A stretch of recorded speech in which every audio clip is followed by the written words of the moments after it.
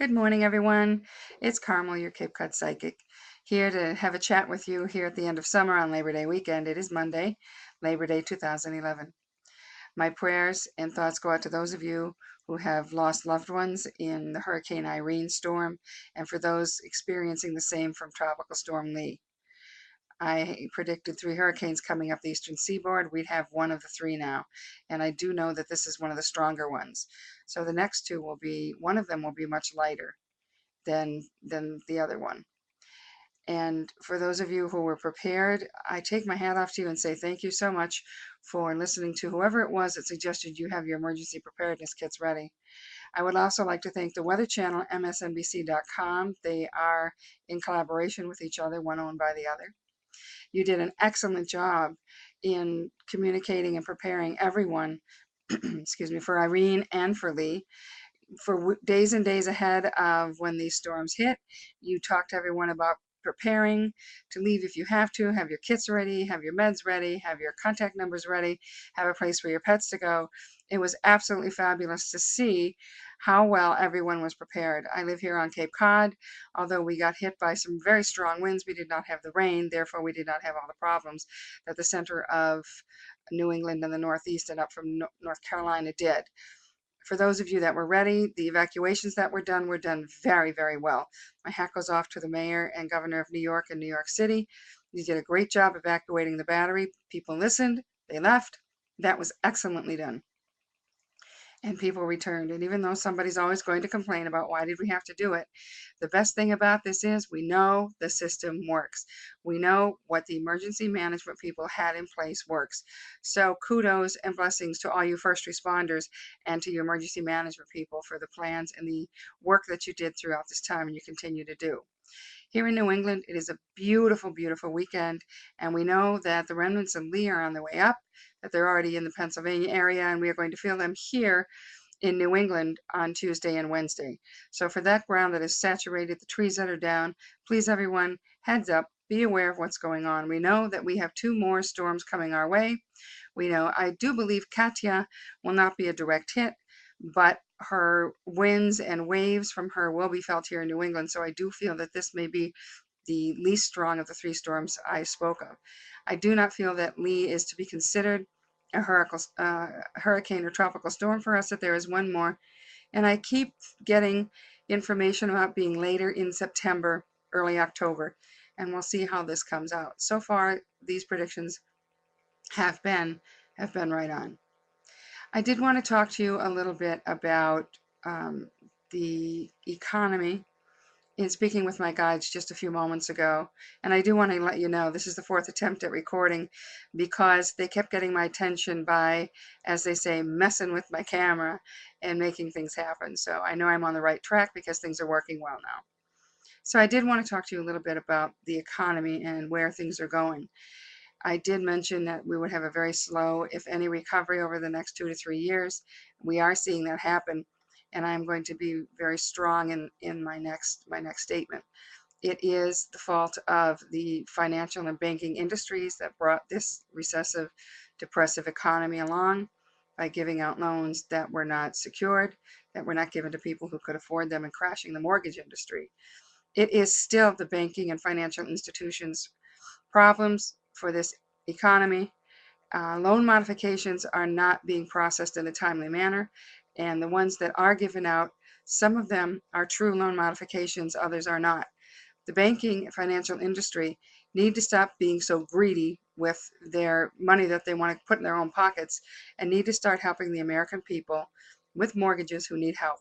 You need to process loan modifications in a short amount of time, not 12 months or 16 months, in 2 to 3 months at the most, at the outward most amount of time, and help these people keep their homes and be able to pay for them in a better fashion than what they are. For those of you that have lost your homes, I am sorry that this has happened to you. And I know this is going to sound like some kind of tripe, but we know that things happen like they're supposed to. And we know that we go through the experiences we agreed to go through before we came down into the body. So for those that have lost your homes, I am so sorry. And I ask that you try to put the bitterness aside, learn from it. What could you have done on your side to better secure your finances and now you really know how to deal with banking industry or financial industry, mortgage companies, and you've most likely learned an incredible amount of information from this experience. So carry on. For those of you that are looking for loan modifications, make those phone calls at least 2 times a week. Document every single phone call you make with the date, the day, the time you spoke to someone, who you spoke to, and the phone number you called, and every single word that is said to you and that you say to them. I cannot strongly stress enough strongly how important it is to document every single phone call you have concerning your world, whether it's with a banking institution or mortgage company, whether it's with your utility people, whether it's with the dentist office. Document, document, document, and keep those records, even if it's for 4 or 5 years. Keep the records. They are the only proof you have that you made a phone call and what you said was documented. And I will tell you right now, from many years of experience, the companies you're talking to, the bigger ones, the banking industry, will say, rarely document the phone call more than Mr. Jones called at 4 o'clock today questioning his mortgage process. They do not, and I repeat, they do not take the time to write down every single word in a phone conversation. So when it comes up to a debate, whether it's you said or he said, or it's in court, if you have everything documented incredibly well to every little tiny T crossed and I dotted, most of the time your case will come through on the better end of things. Again, every time you make a phone call, document, document, document. I'm known as the document queen around here, and it's proven me well. It has taken care of me very well over the years. I did want to talk about politics a little bit. I've heard a lot of things going on in the industry, and we know in media they will hype the negative more than the positive. So when you hear negative things about whether it's your senator or our president or the House and Ways Committee or whatever it is, know that most of the time negative sells. So that's what they're going to tell you about. Very rarely do they ever speak about the positive. The things we've heard about President Obama, and I will tell you now, I am neither Republican nor Democratic. I don't support one over the other, is that, he hasn't done a very good job and he hasn't, helped the economy recover. I want you to do some research on your own and realize what this man has done. Any person who came into the presidency 3 years ago was going to have a very, very difficult time recovering the economy. And it wasn't a 6-month fix. It took over a decade to ruin the economy. It's going to take over a decade to recover it. Now, the one thing that President Barack Obama has not done is raise taxes, and everybody's screaming about, oh, they always raise taxes. Stop getting on the negative bandwagon, people, and let's work at looking at all the facts, not just the negativity we hear from the media. Take your time, do your research, look at all different sites, not just the ones that scream about one specific thing here and there. There's a commercial on TV I've seen a few times over the summer about, you've got to watch this video on the website, whatever it is. This man predicted this and he predicted that, and he knows what's going to happen. He predicted 9/11. Again, that's hype from one fact. And yeah, you can look at it, but let's use your very incredibly intelligent brain and try to understand what this person is trying to do. It's trying to cause negativity, and it's working on the concept of fear and ignorance. So you are an intelligent, wonderful being. Use your intelligence, use the gifts the divine has given you to take the time to investigate all this hyped chatter on the e-media, whether it's YouTube, even me. Check things out, see where I'm coming from. On the internet, on any specific website, on TV, on your iPhone, whatever it is, take the time to look at it, give it some thought, do some research, and then decide what you're going to believe. Because usually, if someone is screaming about one specific thing, they're leaving out information about other things. So take your time, do your research, and see what's going on. I'd like to talk for a minute about our own spirituality in these times of recovering from these incredible storms and your own personal sorrows in your life. Is there a connection that you have with Spirit that will help you come through this? We don't always get to understand why. Many years ago, a book was written, Why Bad Things Happen to Good People. It's not a good or a bad concept, although the book is delightful to read and it does have some spiritual understanding. But it's not that good things happen to bad people. It's that we chose to experience the things we experience.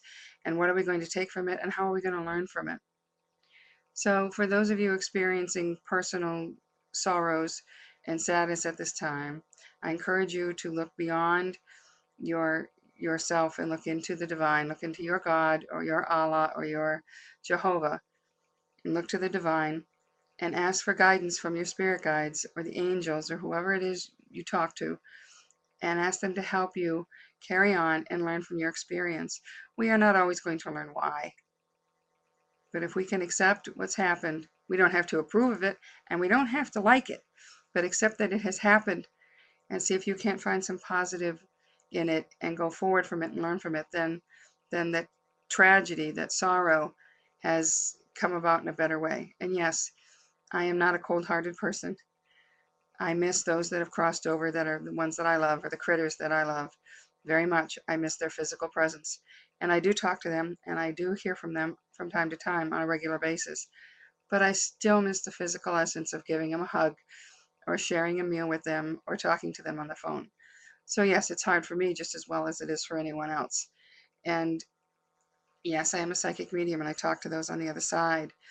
But when I need to talk to my own, I talk to them and I listen for them. And every once in a great while, I go to another psychic medium who I don't know, just to make sure that I'm tuned in the right way. I call it the psychic tune-up, to make sure that everything's going well. And all the times I've gone, yes, everything is going well. So remember, even though our physical loved ones are gone, they are still with us, in their energy, and their love is still with you no matter what. It's right there in your face. So turn around and say, hey mom, hey dad, hi Snookers, whoever your cat or dog was, they're right there with you all the time. And when you catch your own animal staring off into space, most likely they're having a conversation with a loved one who's in the room with you that you can't see. All right, let's talk for just a moment about the coming winter. I have asked for confirmation on this, and again and again and again, Spirit has confirmed to me that for those areas south of Pennsylvania, there are going to be horrific ice storms this year, very strong ice storms. Even some around the Mississippi or west of the Mississippi, there are going to be incredible ice storms anywhere from Pennsylvania south to Florida. So please, again, get your emergency preparedness kits ready and be on the lookout and be prepared for when they say, we have some bad weather coming, we believe it's going to be some ice or some rain that may freeze. Be ready. And this time in the winter, we know we need to keep our place warm so the pipes won't freeze, to keep all of us peoples in the house warm.